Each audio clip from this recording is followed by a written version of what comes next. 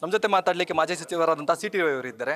Sir, ಈಗಾಗಲೇ ಕೋರ್ಟಲ್ಲಿ ಸಿದ್ದರಾಮಯ್ಯ ಅವರಿಗೆ ಒಂದಷ್ಟು ಸೋಲಿನ ರೀತಿಯಾಗಿರುವಂಥದ್ದು, ನೆಕ್ಸ್ಟ್ ಟಾರ್ಗೆಟ್ ರಾಜೀನಾಮೆ ಅಂತ ಹೇಳ್ತಾ ಇದ್ದಾರೆ. ಯಾವಾಗ ಕೊಡ್ಬೋದು? ನಿಮ್ಮ ಹೋರಾಟದ ರೂಪುರೇಷೆಗಳು ಹೇಗಿರುತ್ತೆ? ಈ ಪ್ರಾಸಿಕ್ಯೂಷನ್ನಿಗೆ ಅನುಮತಿ ಕೊಟ್ಟಿದ್ದನ್ನು ಪ್ರಶ್ನೆ ಮಾಡಿ ಒಂದು ಅರ್ಜಿ ಸಲ್ಲಿಸಿದರು. ಅರ್ಜಿ ಸಂದರ್ಭದಲ್ಲಿ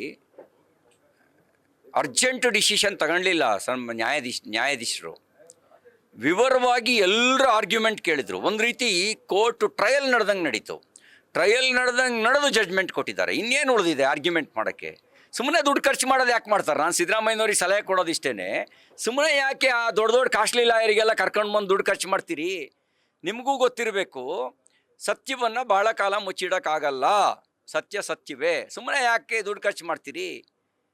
ಮರ್ಯಾದೆನೂ ತೆಗಿತಾರೆ. ಅವ್ರ ಆರ್ಗ್ಯುಮೆಂಟಲ್ಲಿ ಮರ್ಯಾದೆನೂ ಹೋಗುತ್ತೆ, ದುಡ್ಡು ಹೋಗುತ್ತೆ.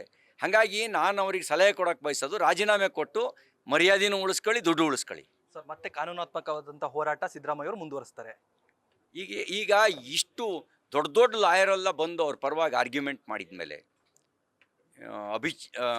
ಅಭಿಷೇಕ್ ಮನು ಸಿಂಘ್ವಿ ಸಿಕ್ಕಾಪಟ್ಟೆ ಕಾಸ್ಟ್ಲಿ ಲಾಯರ್ ಅಂತವರು, ಕಪಿಲ್ ಸಿಬಾಲ್ ಅವರು ದೊಡ್ಡ ಕಾಸ್ಟ್ಲಿ ಲಾಯರು, ಇಲ್ಲಿ AG ಆರ್ಗ್ಯೂ ಮಾಡಿದ್ರು ಇವ್ರ ಪರವಾಗಿ, ರವಿವರ್ಮ ಕುಮಾರ್ ಆರ್ಗ್ಯೂ ಮಾಡಿದ್ರು. ಇಷ್ಟೆಲ್ಲ ಜನ ಆರ್ಗ್ಯೂ ಮಾಡಿದ ಮೇಲೆ ಇನ್ಯಾರು ರಕ್ಷಣೆ ಮಾಡೋದು?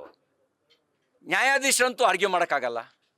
ಇರೋಲ್ಲಿ ದೊಡ್ಡ ದೊಡ್ಡ ಲಾಯರ್ನೆಲ್ಲ ಕರ್ಕೊಬಂದು ಆರ್ಗ್ಯುಮೆಂಟ್ಸ್ ಮಾಡಿದ ಮೇಲೆ ದುಡ್ಡು ಖಾಲಿ ಮಾಡ್ಕೊಂಡು ಮರ್ಯಾದೆನೂ ಕಳ್ಕೊಳ್ಳೋದು ಯಾಕೆ?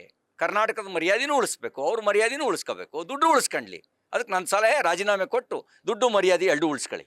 ರಾಜ್ಯಪಾಲರನ್ನ ಕ್ಷಮೆ ಕೇಳಬೇಕು ಅಂತ ಹೇಳಿದ್ರ ಸಿದ್ದರಾಮಯ್ಯ ಅವರು, ಯಾವ ಕಾರಣಕ್ಕೆ? ರಾಜ್ಯಪಾಲರ ಮೇಲೆ ಆಪಾದನೆ ಹೊರಿಸಿದ್ರಲ್ಲ. ರಾಜ್ಯಪಾಲರ ಮೇಲೆ ಆಪಾದನೆ ಹೊರಿಸಿದ ಕಾರಣಕ್ಕೆ, ಅವರ ವಿರುದ್ಧ ಅವ್ಯಾಚ್ಯ ಪದ ಬಳಕೆ ಮಾಡಿದ ಕಾರಣಕ್ಕೆ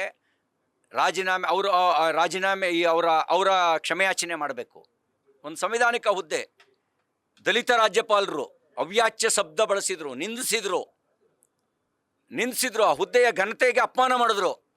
ಅದೆಲ್ಲದ ಕಾರಣಕ್ಕೆ ಅವರ ಕ್ಷಮೆಯಾಚನೆ ಮಾಡಬೇಕು. Okay, thank you sir.